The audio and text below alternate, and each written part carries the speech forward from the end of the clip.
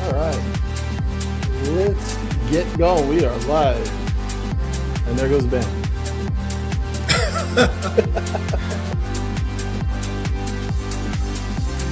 All right.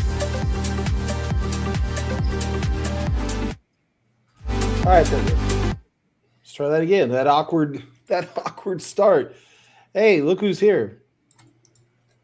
There we go. Patty, check how do you sound? Are you commenting at all, or? Oh, I can't do any comments. Oh, well, I can hear you. That's okay. And then we lost Ben, so he will be back. Anyways, we got Tree, we got Anjuna, Patty, and I got a couple more guests coming on. So I appreciate you guys being here. Welcome to The Drop, Real Conversation in EDM. Tonight's theme is simple.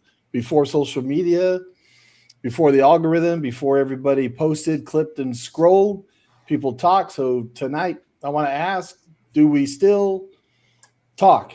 And I thank Tree and Angie and Taylor or Pixie and Alex, AKV and Justin Duke and everyone else who provided that promotional. That was totally cool. I appreciate you guys taking the few seconds to do that. There we go. There he is. And Ben Dineb, he participated in that too. So, sometimes it's kind of like herding cats, but you guys all came through. Patty's favorite term, herding cats. So the main question is social media helping the scene or is it exhausting the scene? And again, thanks for joining. This is my first live with this podcast. So I don't know what to expect as far as viewers. We may have 5, we may have 50. I don't know, but after this, I'll edit it, I'll re-up it, and it'll be here forever.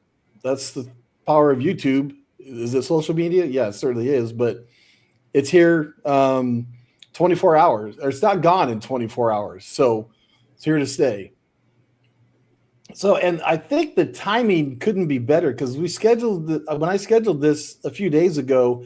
I don't know if you guys woke up early in the morning and all of Meta was out. I mean, there was no Facebook, there was no Instagram, there was no Threads, and I'm like, what are we going to do? It reminded me how much of our scene depends on platforms we don't control.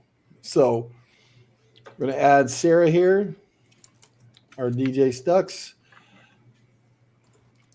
There's Sarah. Hey, Sarah, how you doing? This mic check, everything. Give us a hey guys. Up? What's up? Oh, can you hear me? Yep, you're coming through fine. Appreciate Perfect. It. I just did my little intro saying first live with this podcast, so I don't know what to expect tonight. Got a couple more guests coming on, and then I just spammed a bunch of, hey, if you want to come on as a guest, let's see. So people may show up. I don't know. But hopefully we get people some views on it and people with some comments, and Patty's going to be monitoring the comments. Then once this is done, I'll redo it. I'll edit it. I'll shorten it. And then I'll put it back up on YouTube, and it stays here forever. It's not gone like some of the social media posts that are gone, 24 hours. You post something, then you go. So we'll tie in. I have questions for you, chance to promote whatever you got going on, and I'll tie the social media into there. So, Tree, you're the man. You're the first. You're up. So, First of all, I want to congratulate Tree on a wonderful event. Let's see that had. There we go. At Ørjan Nilsen with AKV, Artavius, Jason Rain, James Deep, and a bunch of other local artists. It was a ton of fun, and we're going to kind of recap it. I know every event has its own expectations. And maybe the numbers were not exactly what everybody had hoped for, but I want to say this clearly: you guys made your mark. I want to thank you for the hospitality, and Alex and Steven and Austin and Lawrence and Ben and I were having back in the VIP area a blast. And you made people feel welcomed, and that goes unnoticed. And Ben was there. The hospitality that you guys provide, that's going to go a long way. Reading Underground, Rodrigo did an amazing job. It was a blast. But Tree, first question to you is, how are you feeling now that the event is behind you? Oh my goodness. I'm actually glad it's finally done. It's a lot of work. It's pretty stressful.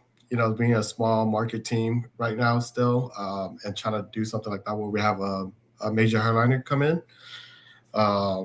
It was a good experience. Overall, I think it went pretty well. Of course, I always want better numbers. I always want to, I guess you could say, a perfectionist to try to achieve things that are kind of like beyond our reach sometimes.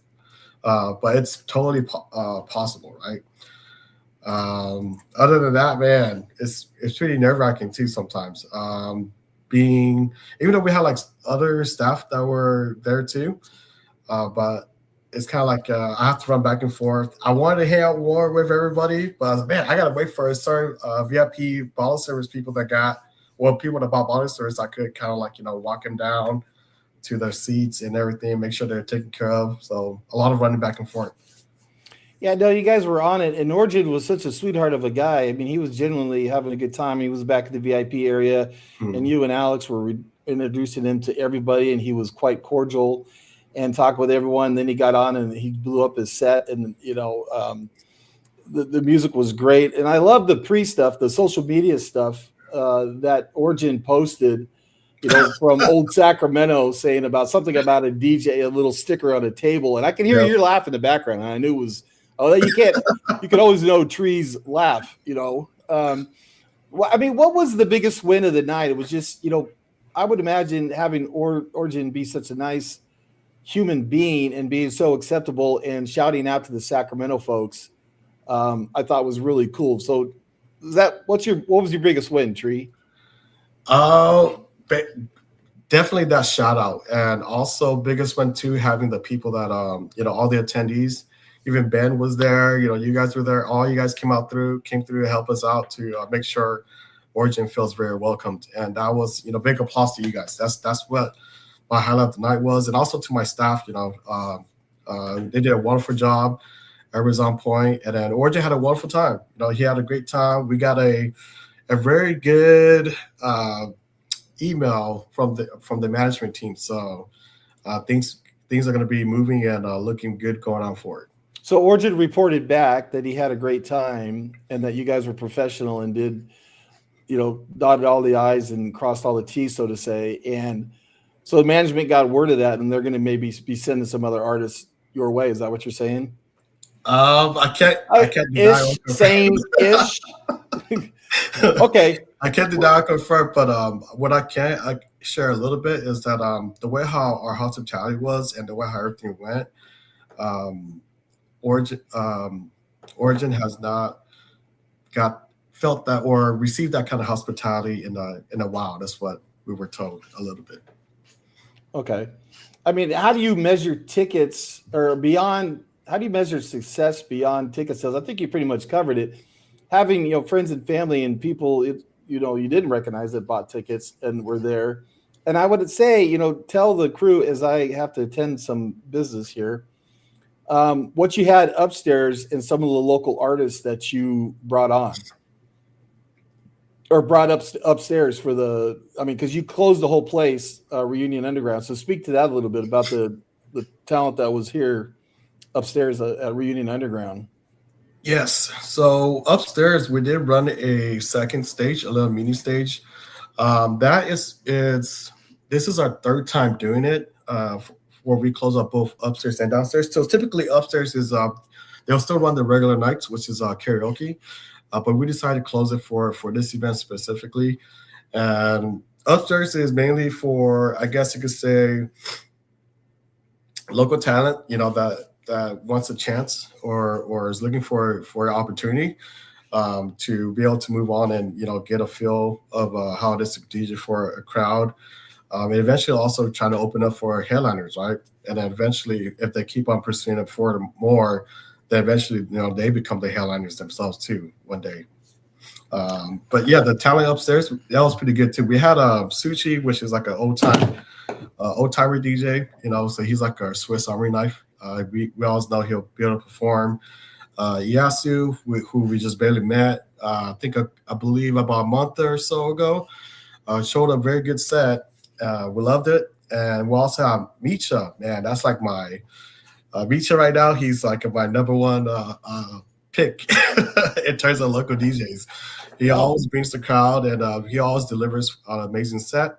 And of course, we have Tohrchu, right? His, I believe, would that be his debut? In a sense, he opened up. His first event was actually in Toronto. He's going to come on around 8:30 tonight. But yeah, he had his crowd there going, and little technical difficulties at first with the deck, but he got into a flow of thing and he started looking at the crowd. He was just down on the decks, but he'll be here around 8:30. Yeah, so that's the points of upstairs too. So a lot of people kind of like view it as, oh, I'm playing the side stage or the small stage. It doesn't matter. It does matter because it helps you get rid of the jitters, helps you look at the audience, understand like reading your crowd. Because at the end of the day, you're DJing. So if you don't have like one hit wonder songs, or even like top hit songs, right? What are you doing differently from everybody else?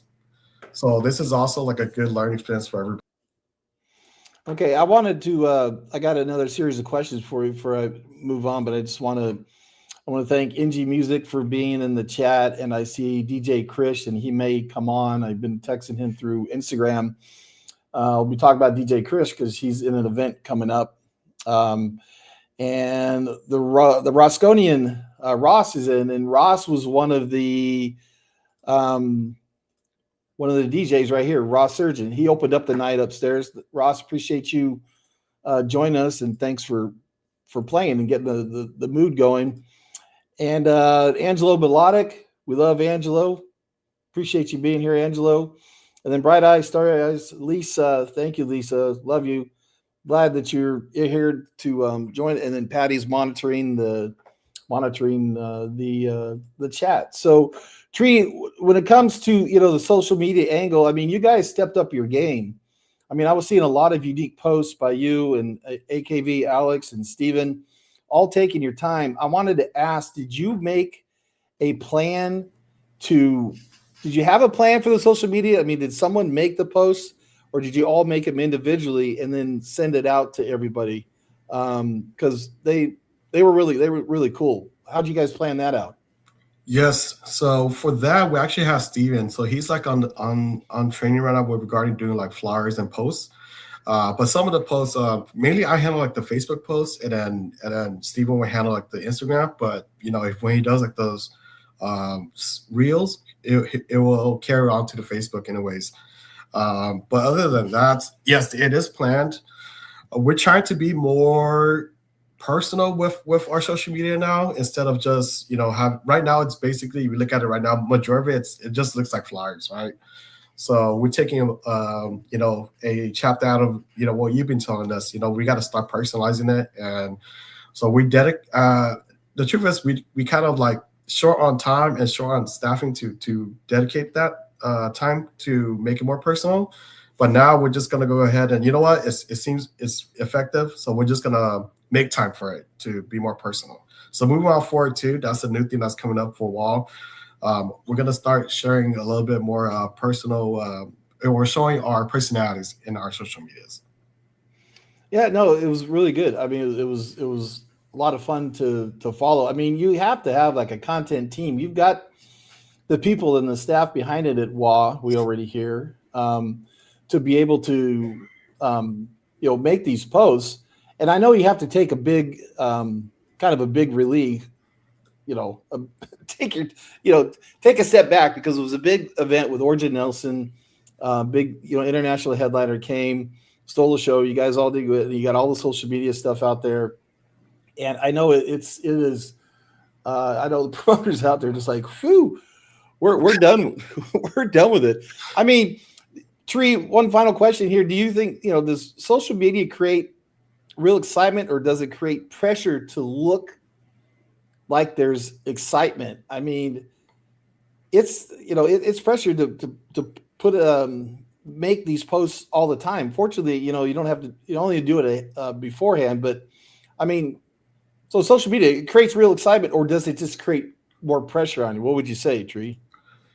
Well, it depends, right? Because if you're doing a skit, or like more like not doing it organically, then of course it's going to create more pressure, because then you're going to have to do all that work again, right? You're going to have to think about the what you want to post and how you want the viewers to react.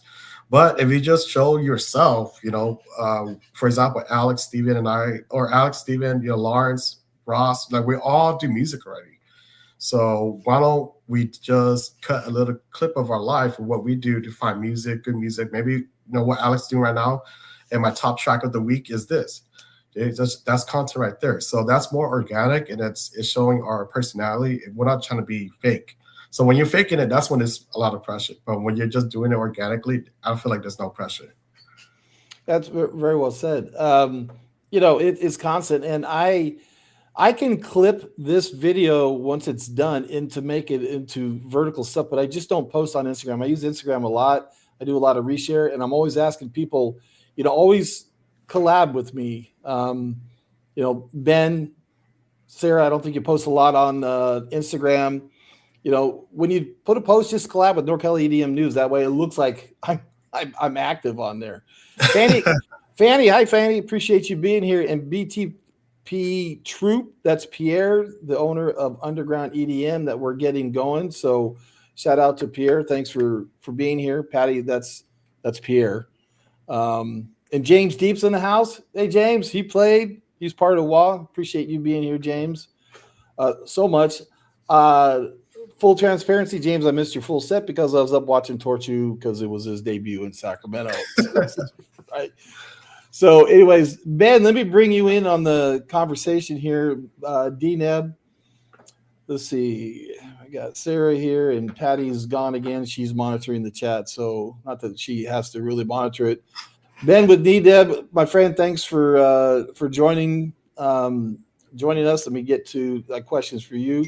And Ben's here to represent Meoli Music tonight, along with everything else that he does with his sound systems and his work and his DJing. But he's here to represent and talk a little bit, and we're going to tie it into social media to Kausmic Campout, which is happening. Let me see. There it is. There's a lot going on here, Ben. There's a lot of stuff here, but Kausmic Campout, which is July 2nd and 5th up in the Sierra foothills. And I saw this, Ben, and I was thinking, man, I want to get my camping on, because we camped at Ecolor, I think set underground around that. It was kind of challenging, but nonetheless, the views and the people and the music were good.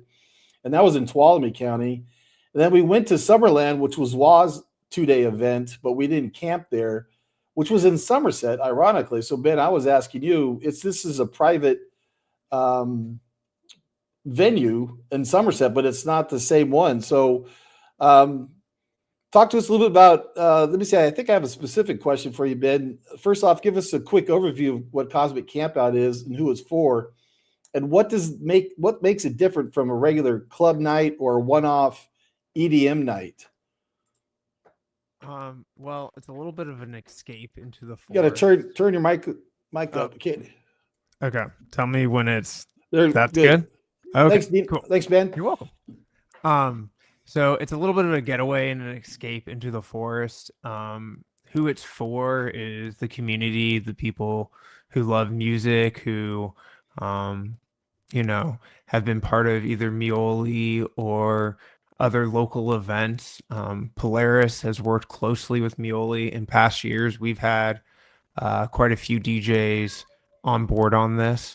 This year, my sound team was asked to do the sound for this event, which we've done it the last 2 years as well. And to us, this is a big honor to get called back year after year after year, because when we first bought the sound system, it was for their first year.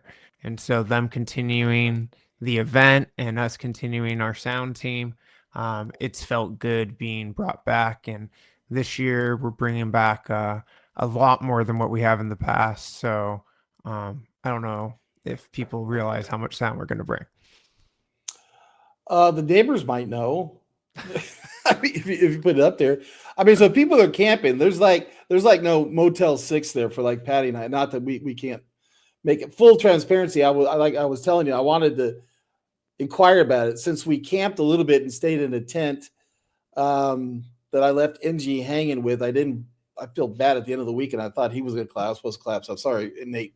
But so yeah, we're going to get it. Maybe go up there July 2nd and 5th. Because I remember at Ecolor last year, we didn't have to worry about 4th of July and people lighting off fireworks because we were up there. But then our daughter in the Army, she's coming home July 2nd to July 5th. So it's a good thing I didn't make that commitment. But so there's no everyone's bringing their camping gear, right? I mean, that's what you have to do. There's no beds to stay in or little cottages. There's or no anything. beds. There is spaces for RVs or trailers if you brought one out. I will say there's a lot of shade there. So for people who are camping, it's not that you're in direct sunlight, which makes a huge difference if it is hotter. I will say right now the weather's been pretty reasonable. So it wouldn't be so bad being in the shade. Personally, I camp a lot and the heat doesn't bother me. I do Birdie Man. Would you say, Ben, this event, Kausmic Campout, is more about the lineup, the location, the community, or all of it tied together? I mean, that's a hard question because it's about everything, but what's the main focus right here? What would you say, Ben? I think it is hard to put a main focus. I think it is a community-driven event. I think Mioli has created a community in San Francisco by running events for 15 years. I actually think they're a little past that now, but they do regular after-hours events as well as events with bigger teams and their own separate standard shows. And with a combination of that, they have a pretty full schedule and they bring in a lot of the local talent, and that, builds the community of DJs as well as the audience members. Like 10 years ago, I was part of a group called Rave Galactica. There was about 1,000 people in it, and they all went out a lot. And that was actually how I found out about Mioli. Was those people recommended going out to their events, and I listened to them, and I did. And meeting Emily and Nate was, you know, a great moment. They were sincere, and I understood why they've had the longevity in the business that they've had. I will say on that, that's the same way I felt about Ørjan Nilsen. Shout out for making that happen, you guys. Having 2 minutes with him and talking to him, he was, a real down to earth guy, and listening him talk to all the other fans, that's, they say don't meet your idols, and he was one of the first DJs I really looked up to, and it was great meeting him. And so, Yeah, he made himself very accessible, and like I said, Alex and Tree were in there, introducing him, and he was cordial and kind to everyone on that. Yeah, this Kausmic Campout too. You said Mioli's been doing this for about 15 years. So they've got it going down, and we could have them on again for one of my scene reports. So it's about the lineup, it's the location, it's the community that's all getting together. As far as the social media stuff, social media has to be the main driver for awareness. I mean, Ben, what the hell did we do before social media to promote events? I know you weren't promoting events at 8 years old, but I mean, what was out there? Well, I can't speak for when I was 8, but when I was first getting into the rave scene, it was word of mouth.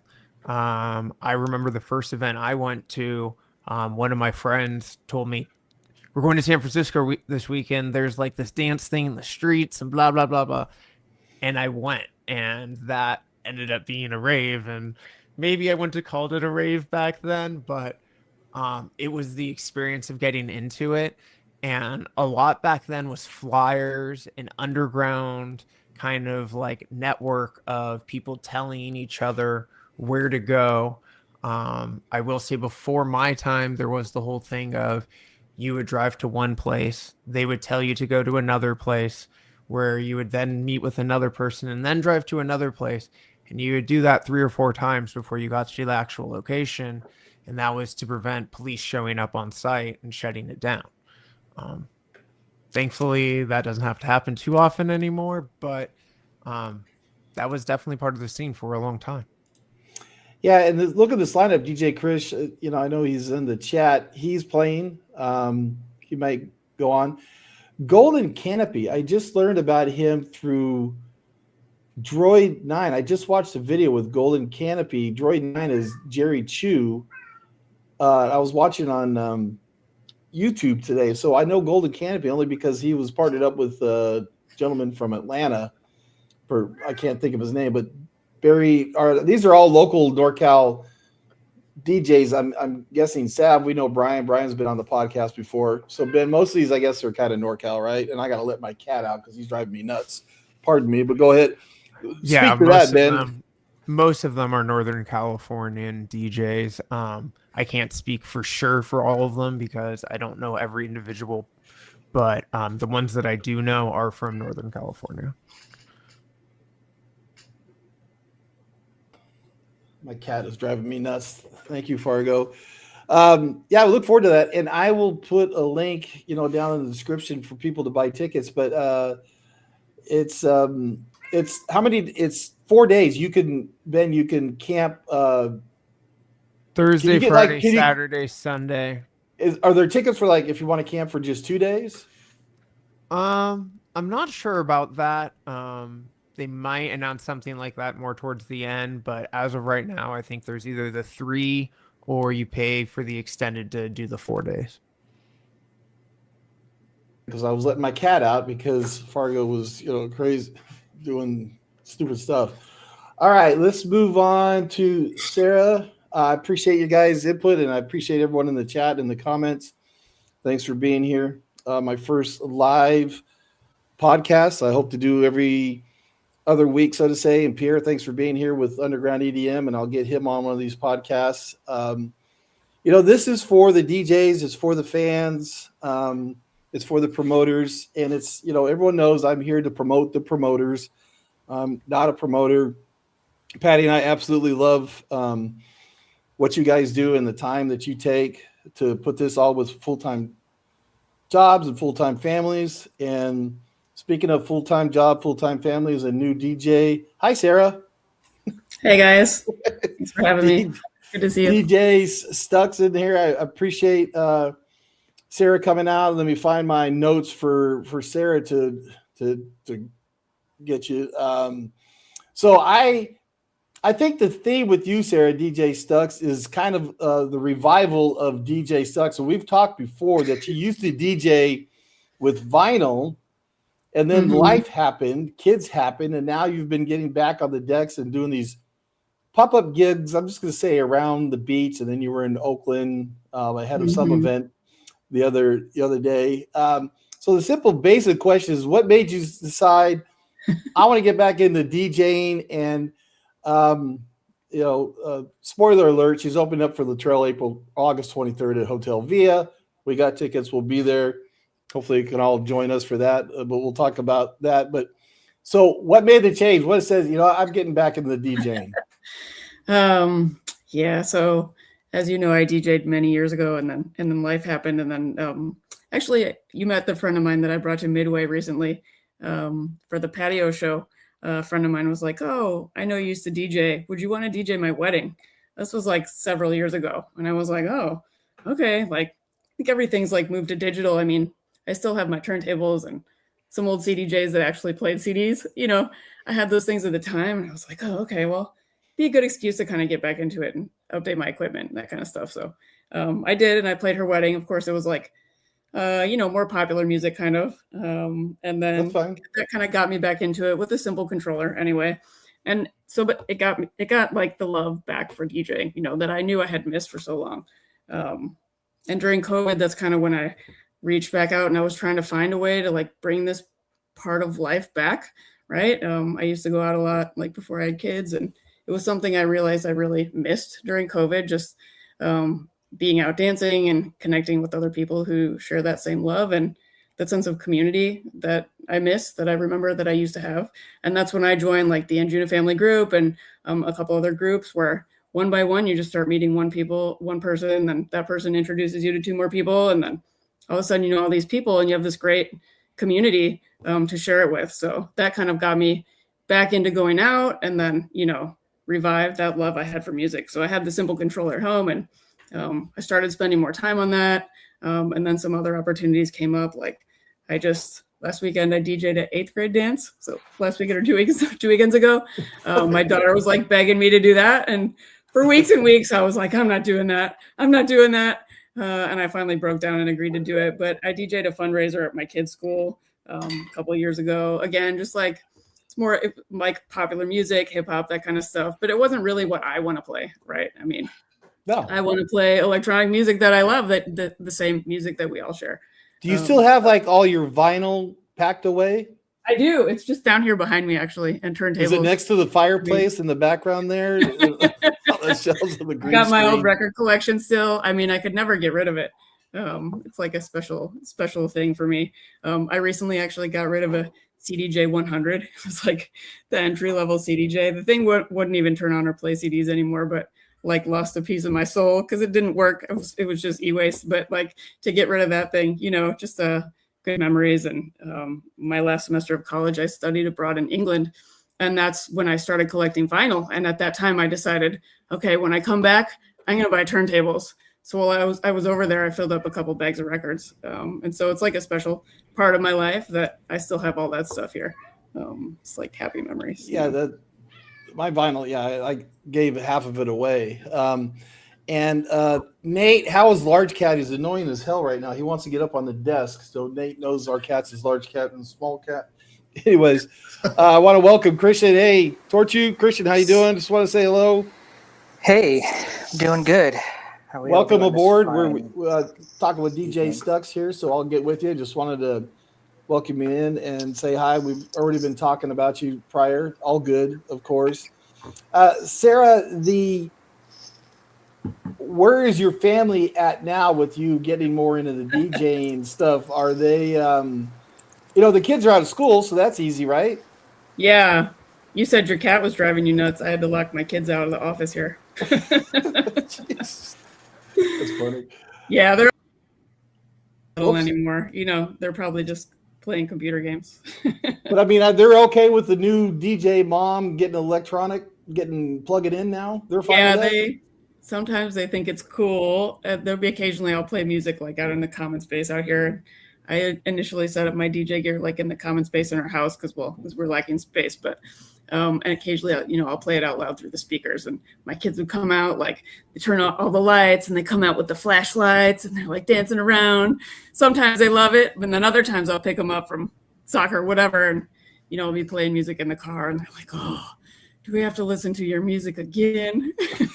So, it's mixed feelings for sure. And, when I've been doing these beach things on Fridays, it's always like, what am I going to do with my kids? Like, it's a family friendly thing, right? But if you're the one playing music, like I can't have one kid like drowning in the ocean, or someone needs a bathroom and there's no bathroom nearby. And so it's always kind of tricky. Like, what am I going to do about childcare? Or am I going to end up bringing one of them? Or, it's tough to juggle like the parenting thing with all this stuff too. So have And you just been finding time consistent? in general is hard. Yeah, have you right? been consistent on Friday? So you live in the North Bay, so it's not like you live in the city and you can just pack up your gear and walk down to the beach. I mean, you've got to plan. You got to get It's some work.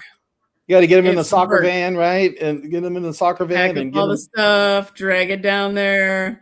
And you show up and then it's like windy, where it's like real summer in the North Bay. Yeah. So Yeah, the social media angle about it, I usually see your events after you post them or you've been tagged in a post Oh on no. Mhm. on Facebook, so, but are you only promoting this friends through like texting or anything? Or I don't ever see any Yeah, promotion so of your events or pop-ups. the thing that I've been doing at the beach with this other group called the Illuminati, usually we just decide based on weather, usually just like a couple days in advance. So it is kind of a last minute thing. And then there will be a post about it on social media, but that's probably why you're not seeing it right away. So yeah, I think hopefully in the fall when the weather is nicer, and more predictable, we'll be able to promote those things a little bit better because we'll know in advance that the weather will be good, right? Okay. Yeah, but it's mostly through social media at this point, anyway. Yeah, and there's something nice about just the people being there in the moment without kind of everything being, content oriented or going viral or anything like that. It's just you and through the Illuminati, whatever that. Illuminati, yeah, Illuminati. That Illuminati. they're pushing it out on Instagram for these little pop-up events. And then again, you're saying it's week to week based on possibly the weather. And if you're not going to get blown sideways there at Ocean Beach, right? Yeah, we're going to take a break for a little while and wait till the weather's more reliable. June is like kind of gloomy and cold. And last time I was out there, it was super windy. Like we almost blew away. It was so windy. So we're going to take a break for a little bit until the weather's better. And then hopefully we'll be able to do it more regularly. Yeah.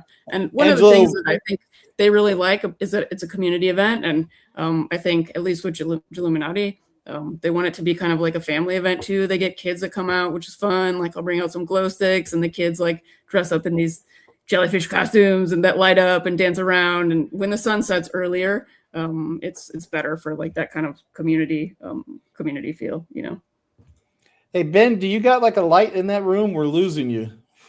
It's like, where's Ben? Hey, there we go. I thought that was like a metaphor for like social media, as like the lights dimming. Oh, I'm going to get all your take before the end of the podcast about social media, if it's a good thing or if it's a necessary evil. And I was saying before, I think Sarah May came on and Christian May came on, that when I made the decision to talk about this, social media and how it's going, Meta was out. There was no Facebook in the morning, no Threads, no Instagram. I'm like, what did we do beforehand? What could we do? Thank you, Pierre, for Underground EDM, because then we could find our events on that. And those on Underground EDM, I've been pushing that, and we're going to get it going. I've been putting DJ bios up there, and I still got events. And the one thing, my little promotion for Underground EDM, I love it because the events that we go to, the events that I put on Underground EDM is events that I might go to, but it's more important who's on the second and third line. So if any of you guys are ever playing, then I'm putting that event up there. But I like to say, okay, is it Tixer? Is it Eventbrite or whatever? So it's easy. I can go and quickly on the app and find it and go, oh, okay. And okay, wait, when's Latrell? Okay, that's August 23rd. Okay. And DJ Stux is on there and Raz is on there. So it's easy. Anyways, that's my shout out for Underground EDM. And I'll put the link kind of down below. But yeah, at the end, I do want to get your take on social media overall. Angelo Melodic says, I feel you, girl, talking about something that you said, Sarah. So Angelo, you have kids, Angelo? All the kids. Oh, that was during the kids. I don't know. Hey, Pixie's in the chat. Everyone wave to Pixie. Hey, Pixie, thanks for being here. You were invited to come on. And I've got, I'll share that in a minute. I got, an upcoming event. Big secret surprise, the afters that Pixie and Koala are doing. Koala may join us as well for a surprise guest, and I think we all know who's in town June 20th, I think, at the Mint. But anyways, I won't let that go, or I'll let that go. So, all right, I appreciate that, Sarah. Get back to this. Welcome Christian in. Christian, first of all, we did talk a little bit about Ørjan Nilsen and your set up there, and it was a blast. And you had a fun. Tree gave you a shout out with that. But you had said, we're going to get you on another because you got a record label coming up that you're going to be charged of. So we're going to do another podcast with Christian and Tohrchu. Let me see. Let me go banners and show at Tohrchu. Follow his socials. So you had said, you texted me, you mentioned you were sorting out social media accounts for a label today, which pretty much is right for topic tonight. And then I found it. I just happened upon it on Instagram. If you want to speak to that, what exactly were you doing for this label on the necessary evil we call social media? So this record label in particular, it's a sub label. So it's under kind of the main banner, which I'll be able to reveal next week. I can't reveal it exactly right now, although yes, I did follow you, Darren. Don't worry, you'll be. I followed you back, but that's the label you're talking about that I was going to bring up the name, but I shouldn't, right? Yeah, not yet. Okay. You will be able to next week. But anyway, all of the social media posts for that whole banner have been under the same accounts, basically on like Facebook, Instagram, YouTube, etc. And so one of the conversations that we had internally over the last month is like, what accounts should we use? What are like the main business accounts we should use that we should keep going? And on what platform should we create accounts specifically for that sub-label? Because there's four different banners under the label, and it's all electronic music, but it's a wildly different sound palette between all of them. So if people are just constantly being like overloaded with visualizers from genres they don't care about, I mean,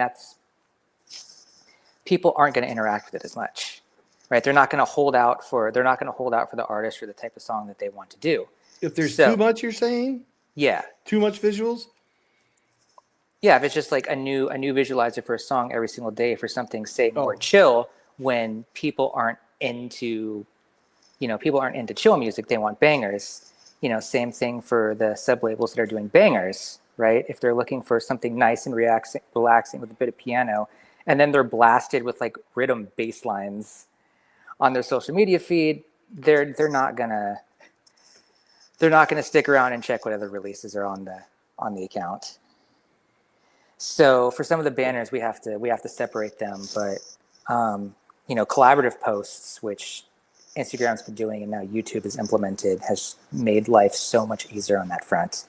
I was saying that before. I love it anytime you guys post collab with me because I don't post a lot. I'm on there a lot getting information about you guys, but I just don't post enough on Instagram. It's just I'm team YouTube. It's too much, but I appreciate the collaboration. Now, when you talking about socials for this label, maybe specifically, Christian, I mean, what social medias are you choosing? Are you going to concentrate just with Instagram,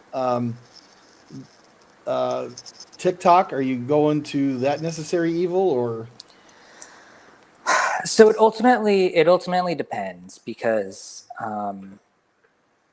social media in of itself has become a very polarizing topic. If you bring up some kind of specific platform, right, that you're like, oh, I'm on this social media platform, you'll get yelled at or be like, oh, you're one of those people, just because you have an account on some sort of account, Twitter. But basically, for the label, I do want to have a presence for all of the different kind of social media platforms, because different parts of the world focus on very different platforms. Like, Twitter is obviously the big example, but Twitter is still used very highly in a lot of like Asian countries, such as like China and Japan. And then Facebook is still important in some countries as well, which I know it's kind of been like phased out. I know it's been kind of mostly phased out in America, where people don't really like to view Facebook pages anymore, but there's still a significant like demographic of people that do use that. So I do still have to enable that account and run it as well. But the focus is going to be that we're mainly going to kind of collate around Instagram being our main social media page, for no other reason than that seems to be what just gets the most interaction and traction and is least likely for people to get sick of whatever you're posting and just end up muting you. Hey, real quick before my next question, DJ Krish, I think you're messaging me on Instagram, and I check your text, because I text you. I'm pretty much sure the link, and if not, let me know, and because I think I text it to everybody.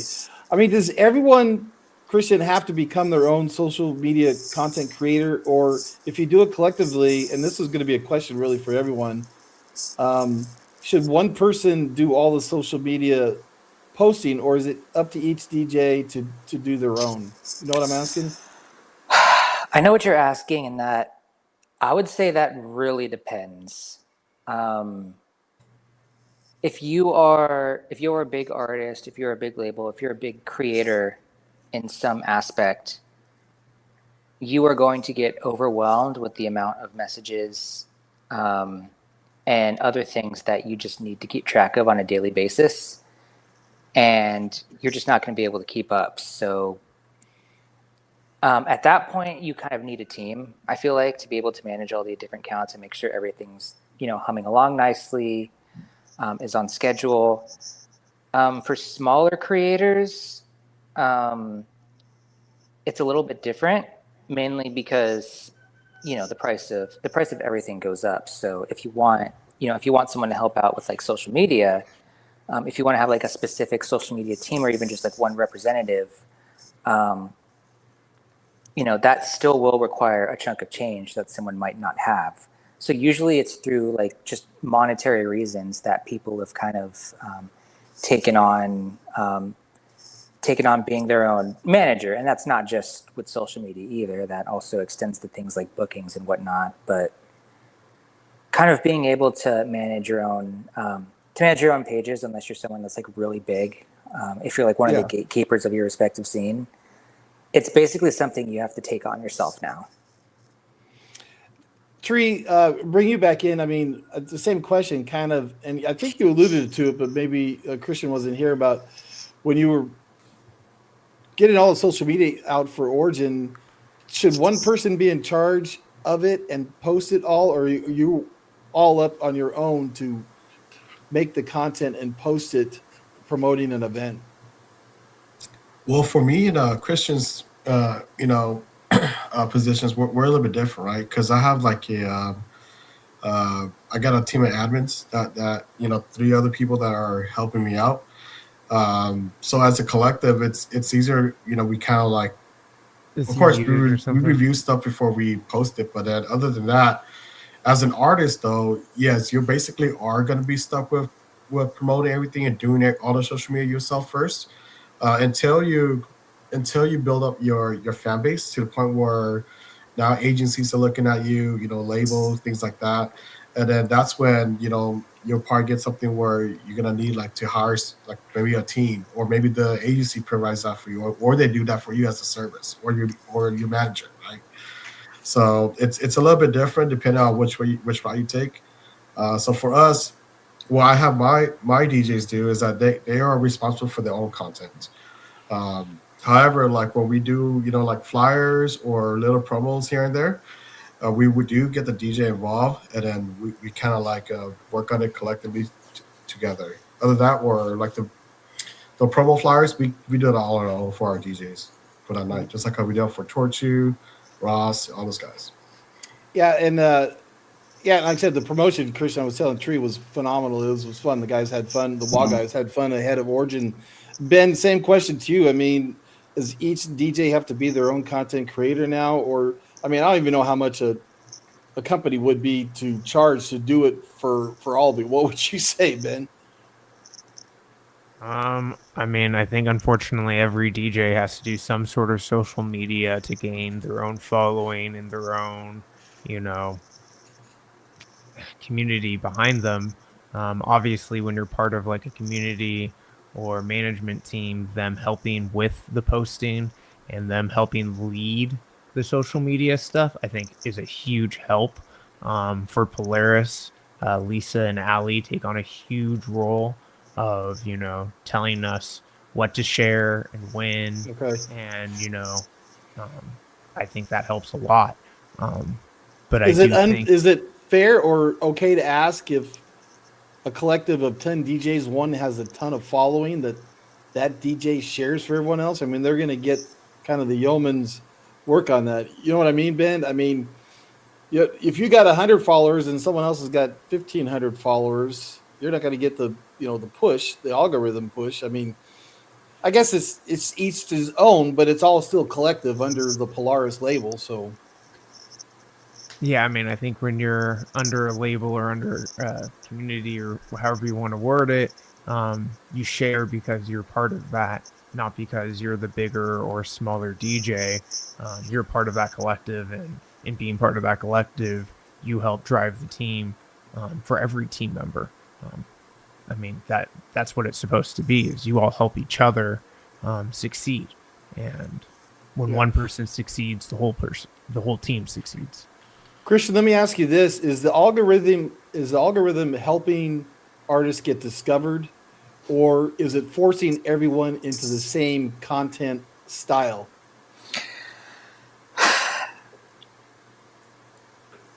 So about that question. So I understand what you're trying to ask, and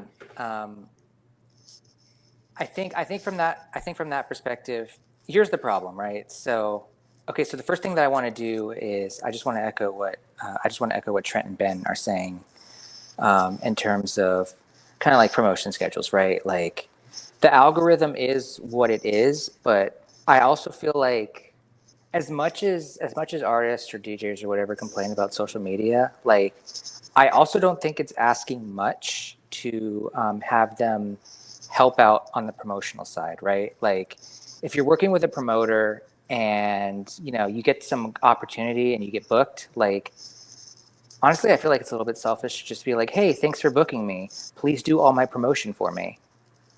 Like, I don't think that's the right.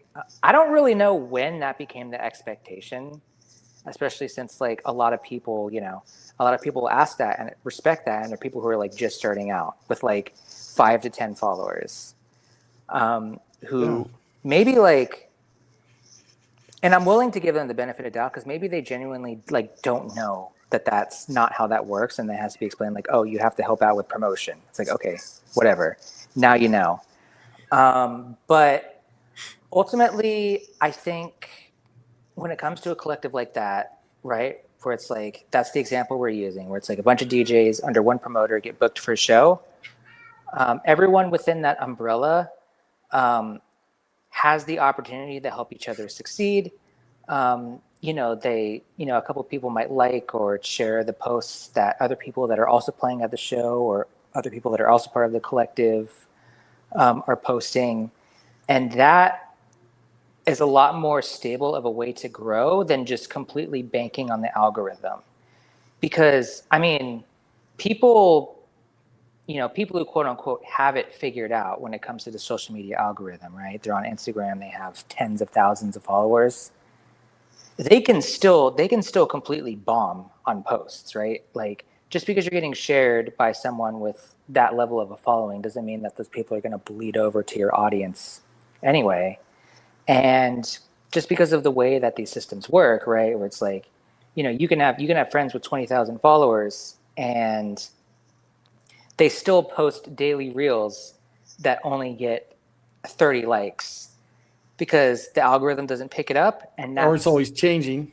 Yeah, and those 30 people are the true estimate of like who's actually interacting regularly with that audience. So I think it goes both ways. Like everyone shares the responsibility, and just because they come from the doja music scene, I'm a really big believer in kind of the idea of micro communities, and that on top of it being better for artists to pair up with a collective or some sort of group that's passionate about what they do and willing to help each other out, you're more likely to grow a fan base from something like that anyway, right? Like, Yeah, I mean, Taylor, aka Pixie, just posted engagement rate is greater than engagement. And yeah. I've always said with my YouTube channel at 240 some odd subscribers, the YouTube analytics and with AI, the Ask Studio, or Sparky as we call it, does a remarkable job of dialing in your YouTube channel. And I'd much rather have 100 people watching 10 minutes than 1,000 people watching 2 minutes. And that's why I don't do shorts, because people are shorts. It's just, it's just doom scroll. They may see something that's interested. They see Sarah's beautiful face and some say, hey, who's this? Or what's this? Okay, well, that's great, but they're not going to watch an hour-long podcast. It's about the long-form content. And it's just that, again, 1,000 people watch it. My channel is getting good watch time, and that's the biggest barometer. It's not about subscribers and stuff. And with what's great today, or what worked yesterday for Instagram may not work tomorrow. It's a constant battle. I get all the emails and everything having to do that.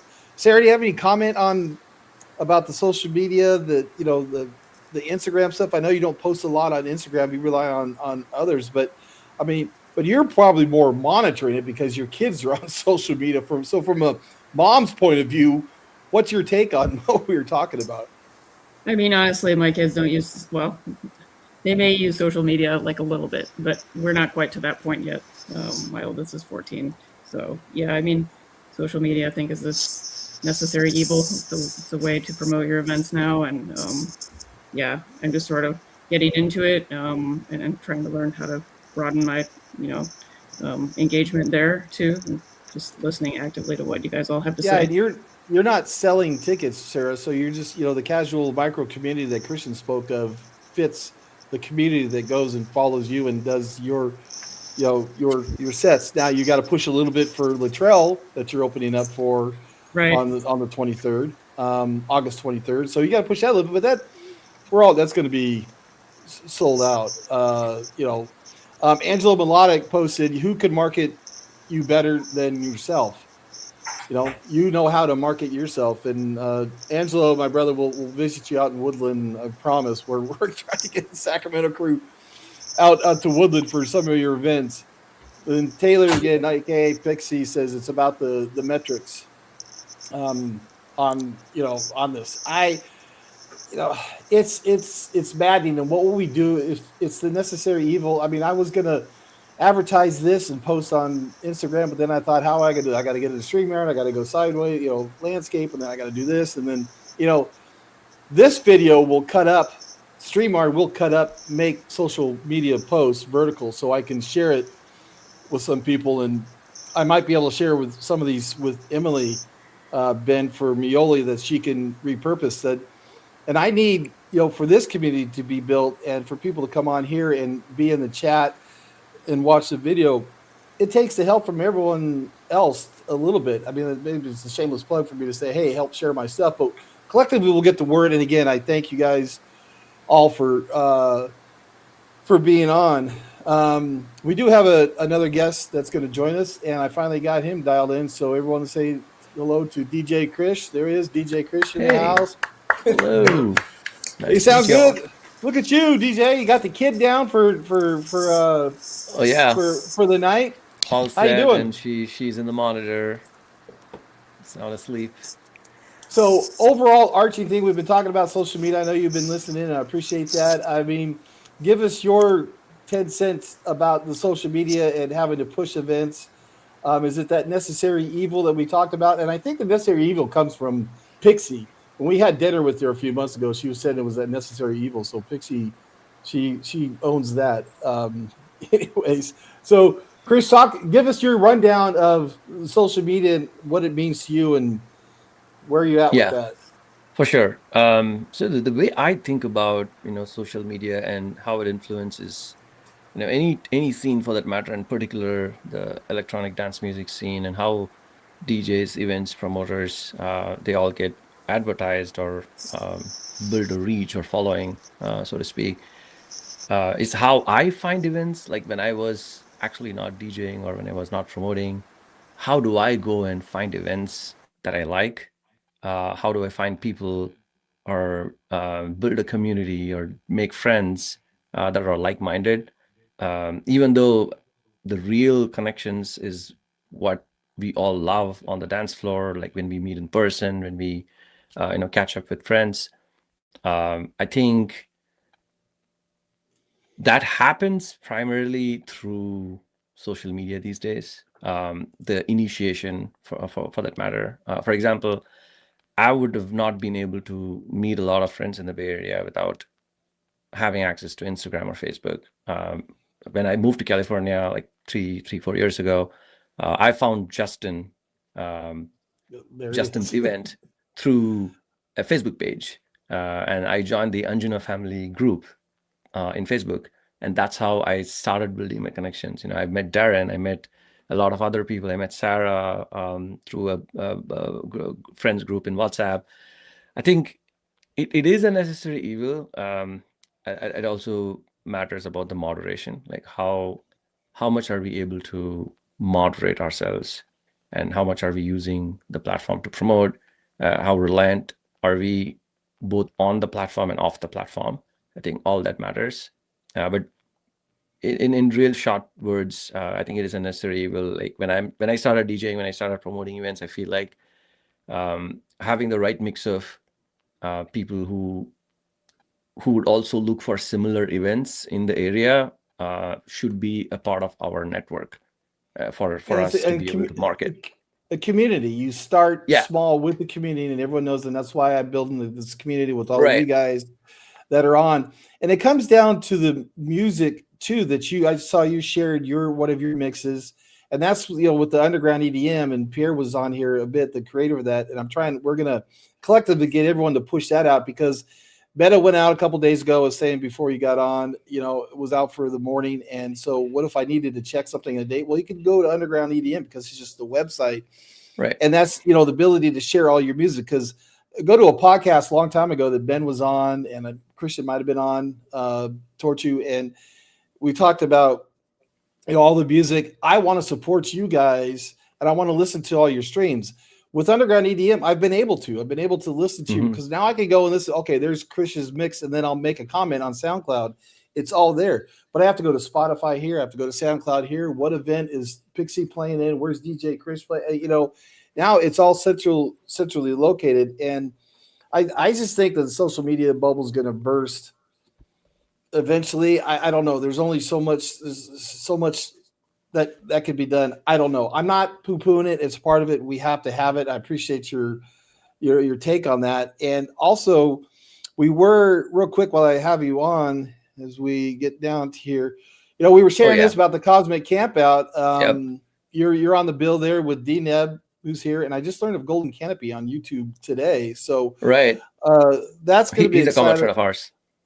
Yeah, I just learned about him today because that was through Droid 9. Jerry Chu's YouTube channel I learned of today through WhatsApp. I tried to get Jerry on, but he's camera shy, and it was alive, so that was a double killer. Jerry wasn't going to be coming on, but up there camping, there's snakes up there, Chris. I'm just telling you, right? Just be careful. I mean, as long as they make friends, who can kill snakes? as long as you make friends. I appreciate your input on there. I mean, speaking of social media, Ben, I was gonna ask you, and then I lost my train of thought, which is easy because Big Cat was farting around with me. But there we go. We got Trent on there. Let me see. One more. I wanted to get back to the comments. Sarah Stuck, Taylor Blessed, what a beautiful connector, Pixie says, and I hope it does, LOL.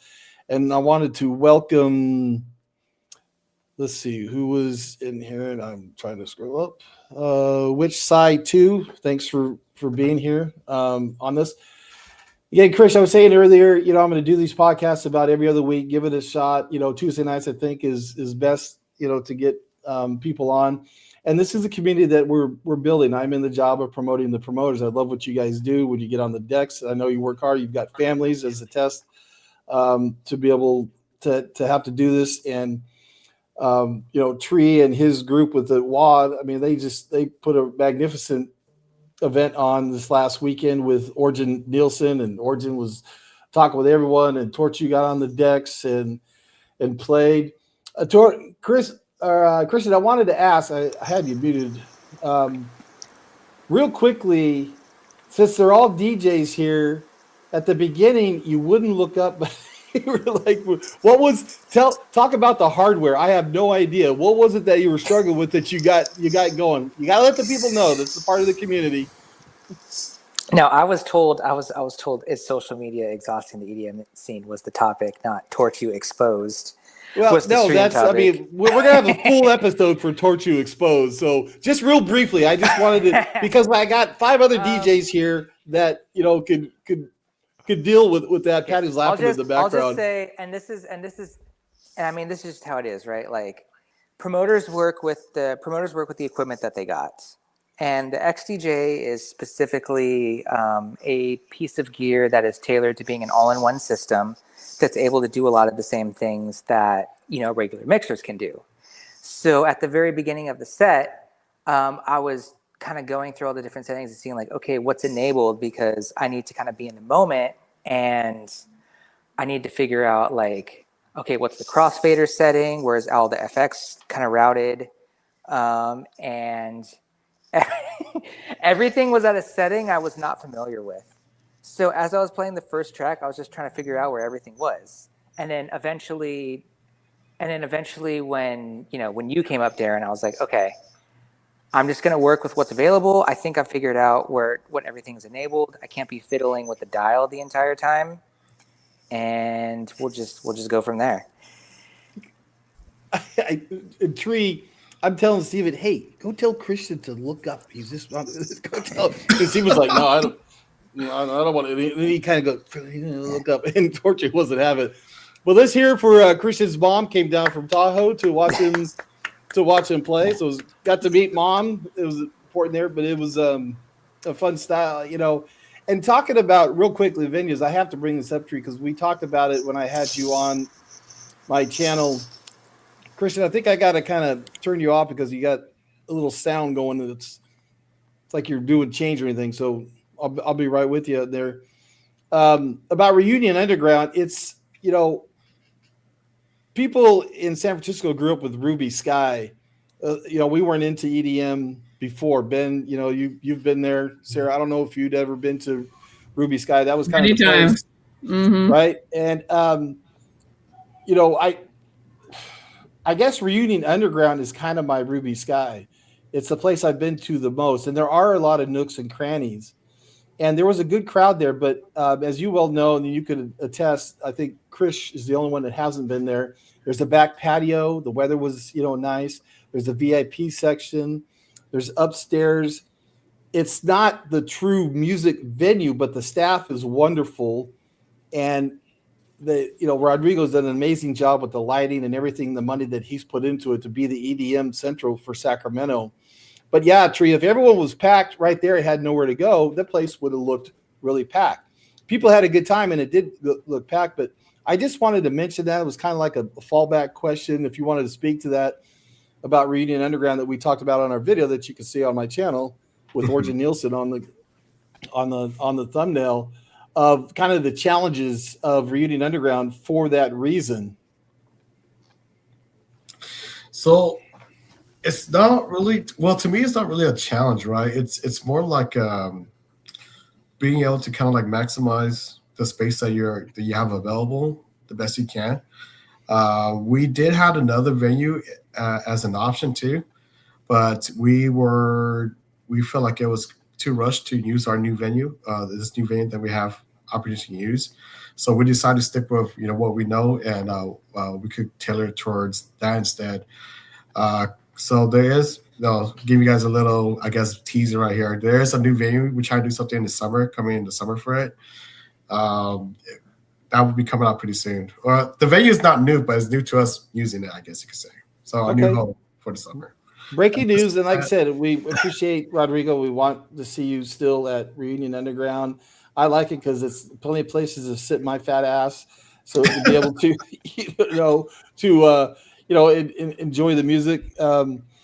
Angelo Melodic says Ruby Sky, the Barcode, Sac, in the Cow Palace, the good old days. Angelo, I got something for you, my friend. Cow Palace, I saw Van Halen, the 1984 tour. That's how old I was. We went from Modesto, we drive to the Cow Palace to see Journey and Van Halen and the Scorpions, stuff like that. Worst concert ever, by the way. They were all drunk, the Van Halen guys. But now the Cow Palace, that's for another conversation about people going to the Cow Palace. This seems to be like, why are they going to the Cow Palace?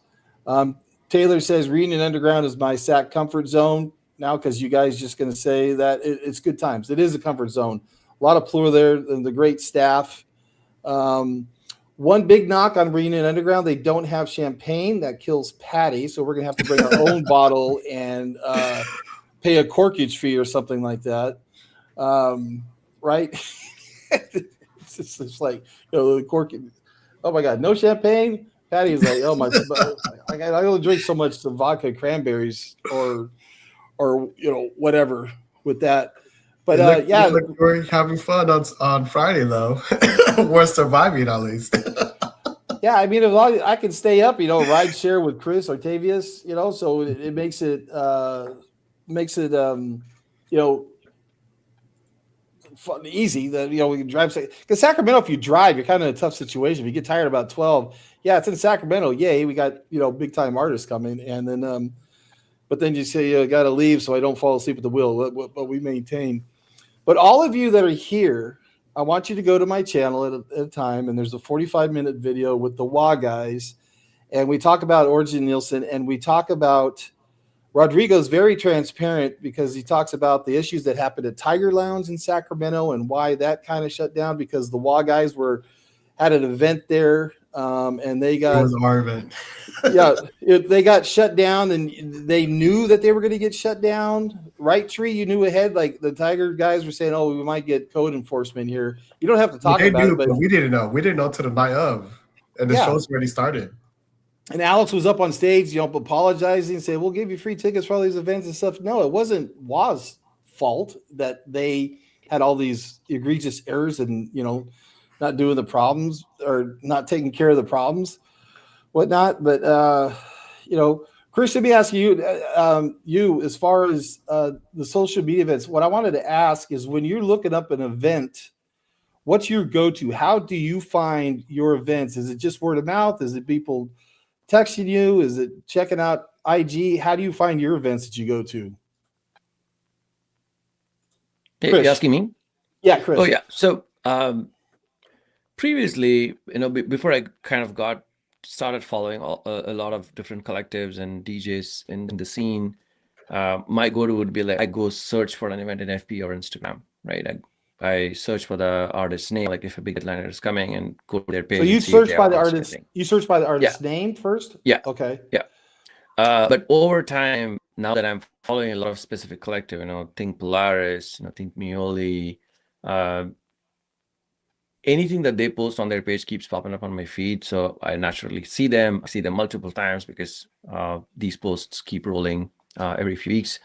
And I think everyone also did a good job of mailing lists and text lists, which is big now. Like once you sign up for Partyful, once you buy a ticket with Midway, for example, using Tixer, some of you get kind of added to their SMS list.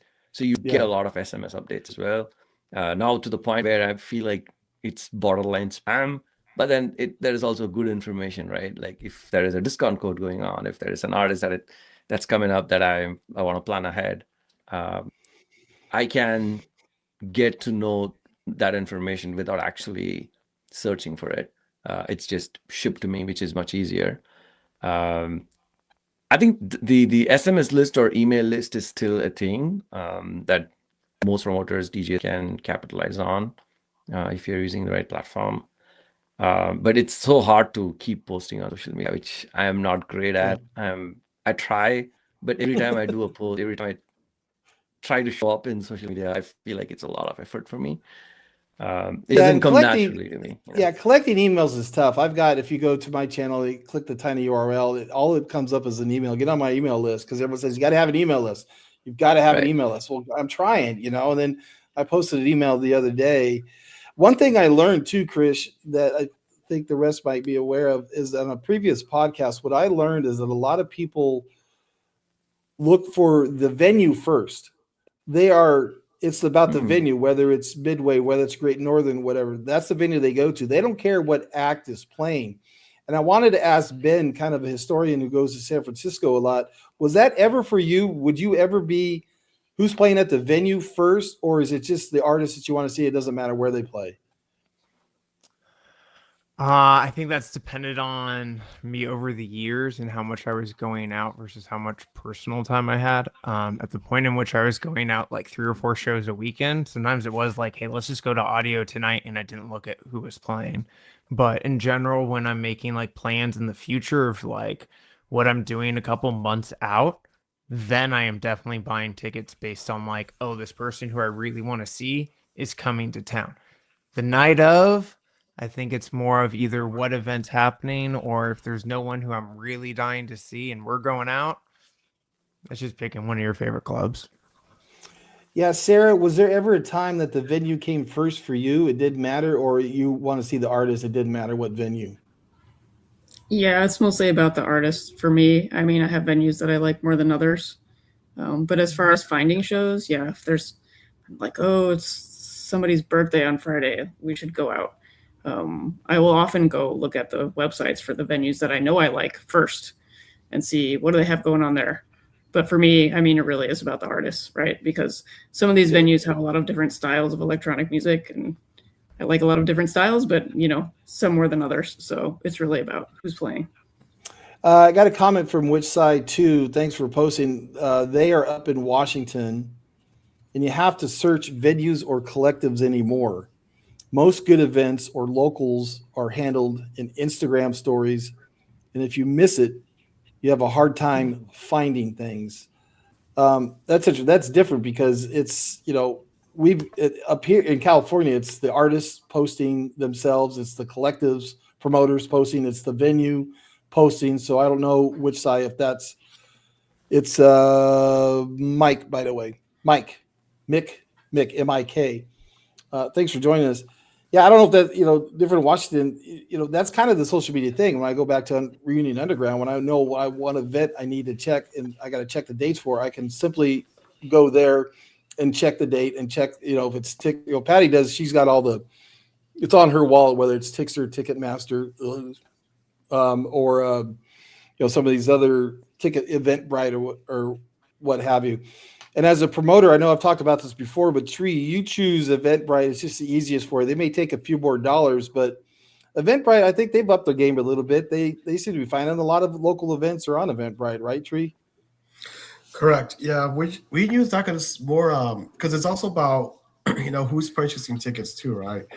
because the people, your guests that are going to be purchasing tickets, if it's not a site that they're familiar with, that could shy them away too. I do know for one of our events that got canceled out of town, it wasn't here in Sacramento. We used a different ticketing site. Well, we used Eventbrite and a different one, but that other website, it looked super scammy, but it wasn't. It's just very plain. But the way how it was listed and everything, it looked like if it's just like you're just reading text or something to purchase a ticket. So it doesn't look correct in a sense, where it doesn't look visually good. It looks like it's a scam website or something that's going to take your money.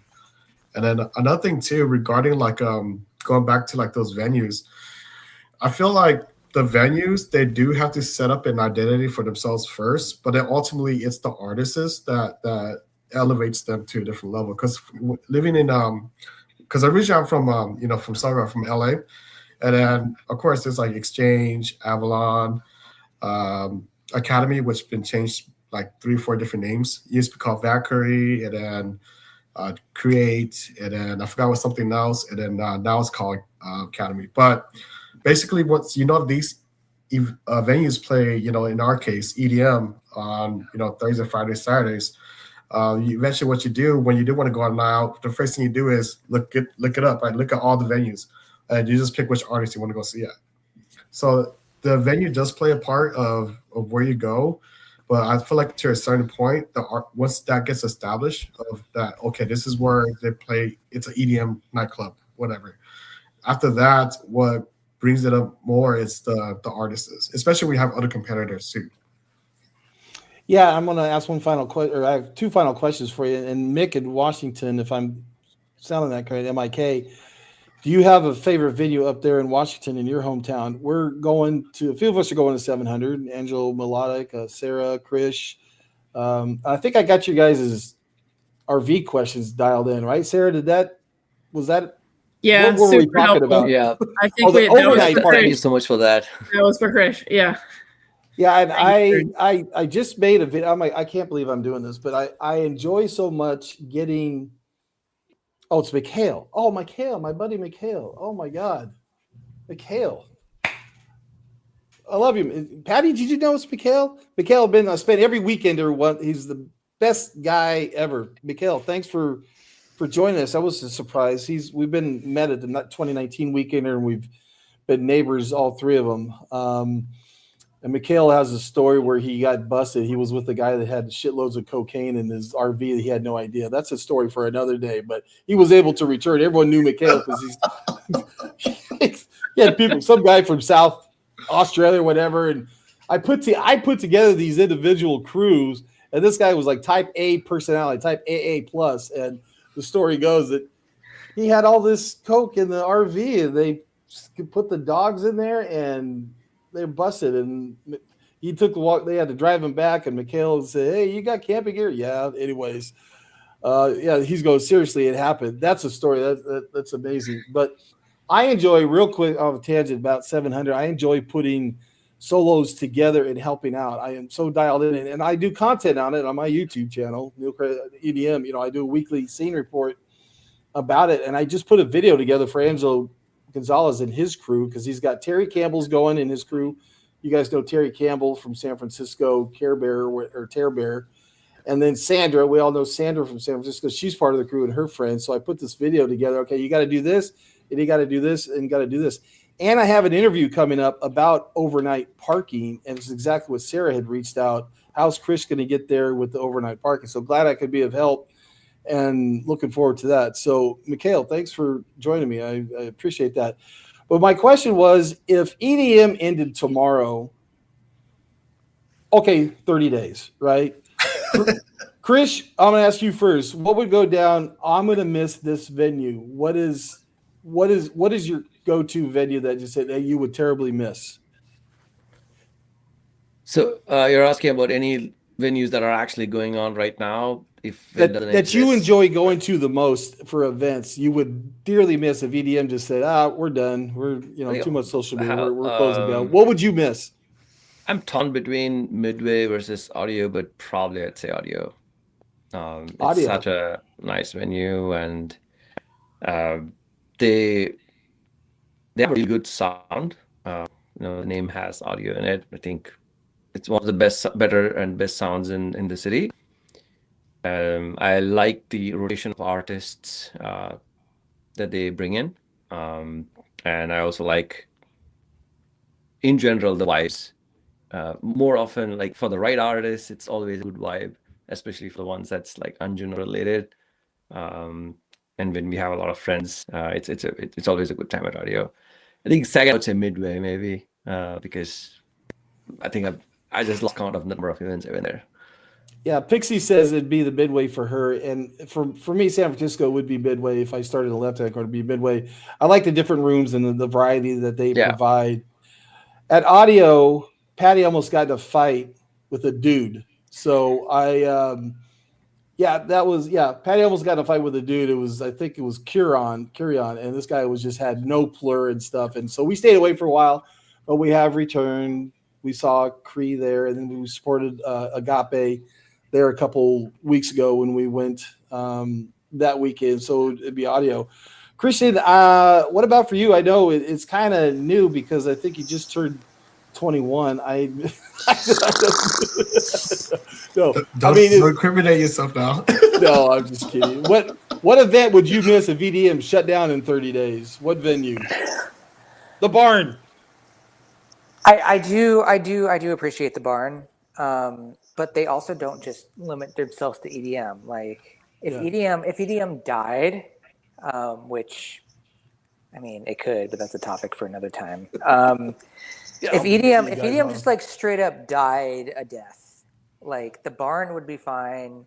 The Midway mostly books EDM shows, and that would be the one that I also miss. Like just on top of like all of the artists that have played there, all the memories that I have there. It's also just a good sound system. Like I like leaving a venue and not feeling like my ears are going to fall off. Like I feel like I've been to a bunch of San Francisco clubs where it's like they just do not dial in the audio at all.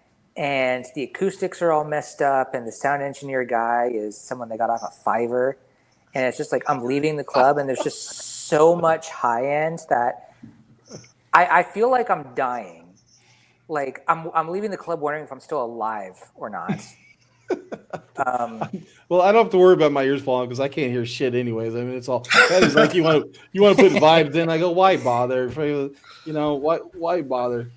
Oh, okay, so that was a little dark. Ben, you could be a little bit lighter, brighter on a venue that you would miss if EDM shut down. What's your go-to spot? I don't know right now. I have a spot that like I would be depressed about, but in the past, the two that closed that hit me hard were Ruby Sky and Mezzanine. Mezzanine? Mm-hmm. I was wondering if anybody else remembered Mezzanine. That was a special spot, and I mean, I went to the closing party, and there was a line all the way to, I mean, that place threw down for years and years and years. And it was, I missed that place. Yeah, I was still listening to REO Speedwagon, I think, when you guys were going to Mezzanine and Ruby Sky. Sarah, what would be the place you would miss the most? I just echo what Chris said. I mean, I know audio is not your favorite spot, and they do kind of get some stragglers because it's on 11th Street there, and like people kind of just wander in. I was in the line the other day, and the line was like all the way down past like Butter, and there were people in the line like, who's playing tonight?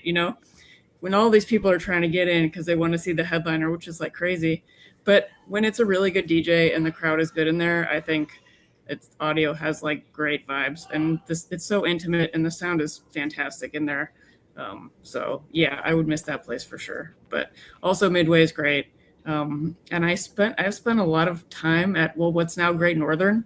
They opened years ago. And the name's like, I'm totally blanking right now. They opened years ago as a different club. And I remember going to the opening party for that. It was like 25 years ago, so long. I mean, we never go to Great Northern anymore. It seems like occasionally they get some talent in there. Nils was there recently. Marsh has played there, Simon Doty. So those have been good shows, but generally they don't book a lot of like Anjuna talent anymore, really. But I think I would be sad if that place closed too, just because of nostalgia and like all the good nights over the years that I've had in there. I like the vibe in that place. It's good. It's chill. Yeah, we went to Flamingo House in Sacramento a couple of weeks ago. We saw Jero and Niels, and Niels looks like he just doesn't want to be there. Is that for everyone else who sees Niels Hoffman? Because his music is outstanding, but he has no. Jero was. I immediately started downloading his music. Oh, I know this song. I know this song. He was just full of energy. And then they did it back to back and played Tin Liquor. It was all fun, all fine. But Niels, thank you. But man, he just seemed just disinterested. Did anyone else, Sarah? Did you get that from Niels? A little bit. I mean, he kind of toned down. I mean, I've seen a lot of DJs over the years, some that are a little more toned down than Nils, but yeah, he's definitely not one up there like pumping up the energy for sure.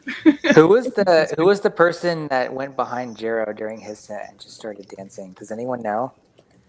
No, that might have been, that was one of my backup questions or comments.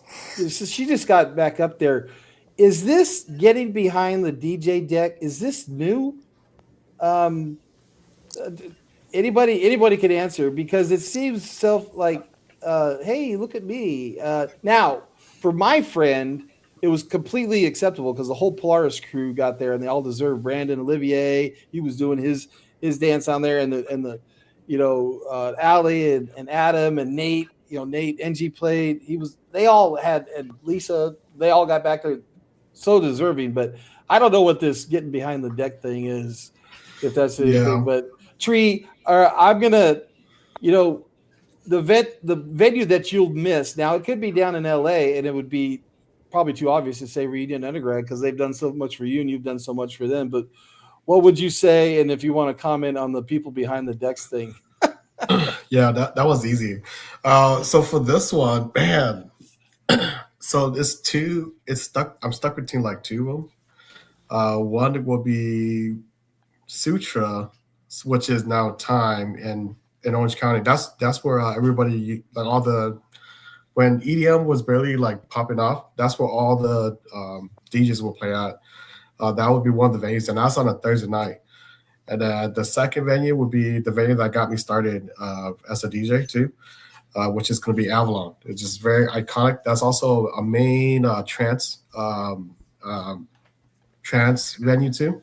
But you get like every, during the golden era, I guess, of Big Room when that came in, there was a lot of Big Room artists there too. But those two venues would be the ones I missed. Well, Sutra now is moved location downstairs, and it's called Time. I don't like the layout of it. I like my Sutra better. And then, but the Avalon, man, that one's still good. And Simon just recently bought them out, so they're bringing back a lot of artists there now again. Who bought him out? Insomniac. Oh, Yeah. Okay. And then regarding the people behind the DJ thing, so that's called, I guess the group or the collective that blew up on that will be like, you ever heard of Boiler Room? Christian is that a venue? The Boiler Room? Well, they're like a YouTube channel, right? But Yeah. They also do it's a DJ event. So what they did differently that blew everything up in terms of like having people behind the decks too with the DJ. That's what they did. So in the videos, you get like a front-facing camera towards them, and then also a camera like seeing the crowd too. And then there'll be a bunch, some people that I don't know how it really works, but then there'll be people behind the DJ, and they get all hype, and that's actually it gives more hype to their brand, I guess. And that became a thing. So that's why we started implementing that for ours too. It's fun, it's cool, but at the same time, man, it's so hectic because I remember for I forgot what event it was, but I think it was like our first E30 where when I was playing, and then it got so crazy, they almost knocked over the whole table, the whole DJ table, and I had to hold. So basically, while I'm transitioning, and I do like a lot of that, octopus hands, as what Steven calls it, right? So I'm transitioning, and then I'm doing that, and all of a sudden now they're shaking the table so much they're all like moving the table and everything. I was like, oh my goodness! So I'm holding up to the table and sweating and trying to do everything like with one hand.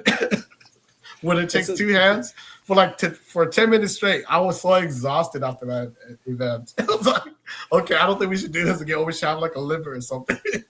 That's a fail. Let me before we wrap it up, I appreciate all your take on all that. Taylor said the midway, that would not be okay if EDM ended and the midway had to stop playing that. Mikhail up in Washington naturally says, being where I'm from, it would be the Gorge because he lives in Ellensburg, and Mikhail goes to a lot of events at the Gorge. We already lost most of the good ones in Seattle due to COVID. I guess they haven't come back. And Patty's like, I'm with Mikhail. And Mikhail says, although it in the WAMU Theater, Washington WAMU Theater closed down, I'd be sad. Only venue that has an actual Starbucks in it. Nothing better than a metal show during and having a frappe. And Taylor asked, you guys in San Francisco would know, she asked about Kelly's at Mission Rock.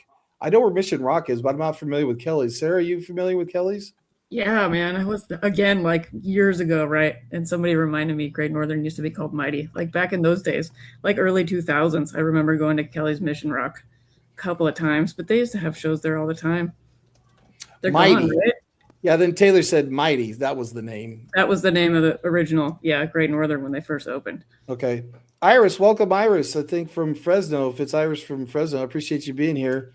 Yeah, Mighty, she says, had the best sound. So Iris and Javier, we look forward to. They come up from Fresno, and then Antonio was in here, and Celia from Bakersfield. We've been to Hotel Via a few times. And Sarah, yeah, you said, okay, it was Mighty. All right, listen, I'm going to wrap it up. I appreciate all you guys. I'm going to be editing it and re-upping it. And the biggest thing that helps me, again, is watch time. So I've always asked, shameless plug or whatever, when you're at work, just take your phone, go to my channel, and click a playlist and just hit play and make it go 4 times the speed. You could speed it up. And you just put your phone down and it goes through all the videos 4 times the speed while you're not doing anything. And it's about watch time because we get more watch time. We get a few more viewers. Again, I don't care about blowing up. It's about watch time. And this is about the community, having folks like you on, which, what it's all about. And I appreciate and love everything that you guys do. And I appreciate all the hard work and the time for the very thin margins that you get, if anything at all. So we're here to promote you. So with that, I'm going to end it. I want to thank DJ Krish for coming on. I want to thank Christian, aka Tohrchu, for coming on. Tree, aka Treehouse. He's doing more of the production and the management side, not getting on the decks as much. DJ Stux, she will be in her soccer van with her kids on the beach, and she'll start posting that. And I hope to see you guys right here for the Eric Luttrell, August 23rd at Hotel Via Rooftop with Raz and Stux providing support. And we always get a hotel room, Patty and I. So then those of you guys there, we hand you our hotel key because you go down and use our restroom because the restroom is impossible to use at Hotel Via. So little shout out for that. Anyone coming out. And what Ben number Dinep, Luttrell concert is this? 47, 48? For me? Yeah. I don't know. And he's playing. We just bought tickets for June 23rd. He's playing at Darling Aviary. And I'm kind of forced to go. How can I? He's playing right down the street at Darling Aviary, Luttrell. Yeah, Derek, it's going to be hard for us to attend because we're not going to be in San Diego for August 20th. You guys are doing, but you know what the big thing is? What's interesting about that is when Luttrell announces, and then I saw that Sarah was on the bill and Adam was on the bill. We bought tickets immediately. I don't know who the openers are for Luttrell in Sacramento. Honestly, he's my second favorite artist along with Marsh at A&B. And I'm like, I'm not excited, but we had to buy tickets. So we're going to go see Luttrell at Darling Aviary. Hopefully. Oh, and the Sacramento fam, Christian and Ben, I don't know if anyone's going to Luttrell in Sacramento, but let me see. Final, Taylor said no to, I'm not sure what. It's hella tied into social media and clout culture. That's Taylor's parting shot. For some events, I would say the Bay Area scene isn't so superficial. Yeah, I agree. And outside of Boiler Room, which Mikhail was talking about, you guys were talking Boiler Room, the YouTube channel. I'm not a fan of it. It's really weird how people handle that.